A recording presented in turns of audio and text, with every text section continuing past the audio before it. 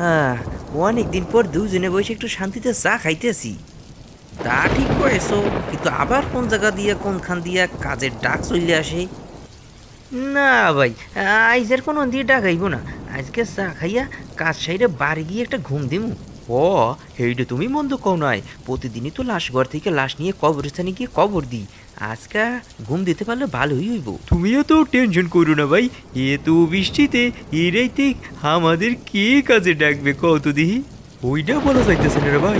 ওই ডাক তো যেই কোনো সময় যেই কোনো দিক দিয়া চলে আসবার পারে।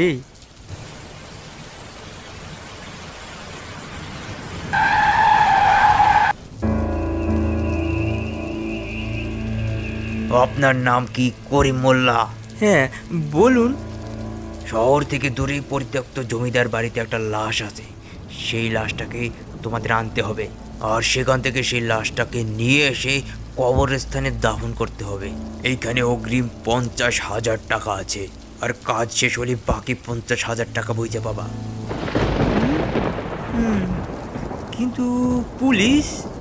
প্রশ্ন করবেন না, আর মনে রাখবেন লাশের মুখ ভুলেও দেখবেন না, তাহলে আপনাদেরই বিপদ।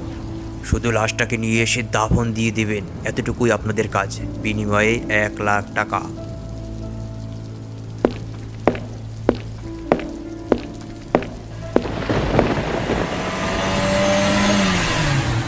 রফিক আর করিম টাকার লোভে পড়ে তারা তখনই বেরিয়ে পড়ে। চারপাশে জঙ্গল, ভয়ঙ্কর পরিবেশ, কোনো কিছুর উপেক্ষা না করে তার সামনে এগোতে থাকে। করিম হাতে হারিকেন নিয়ে খুঁজতে থাকে সেই জমিদার বাড়ি। তাদের কাজ শুধু লাশটাকে দাফন দেওয়া, তাহলেই তারা পেয়ে যাবে 1,00,000 টাকা। কিন্তু কে জানতো এই লাশটাই যে তাদের শেষ বিপদ ডেকে আনবে। রহিম ও করিম টাকার লোভে পড়ে কোনো কিছুর ভয় না করেই ঢুকে পড়ে সেই জমিদার বাড়িতে। আরে আরে, এইটাই তো মনে হইতেছে ওই লাশটা। ভাইজান, চলেন চলে যাই।